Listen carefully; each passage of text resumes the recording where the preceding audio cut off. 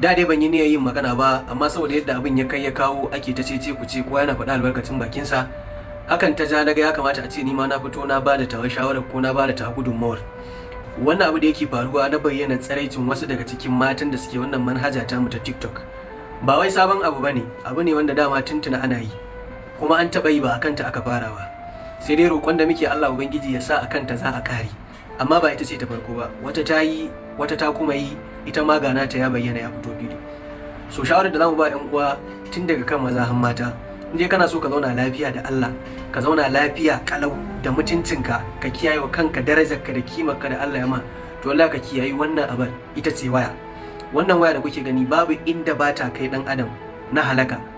Idan ka so za ka yi abin alheri da ita, idan ka so za ka yi abin tsiya. Wasu idan ka yi hira da su sai ka ji suna cewa suna yin wannan bidiyon ne su ajiye adin porn. So shi kallon bidiyon tsiraici haramun ne,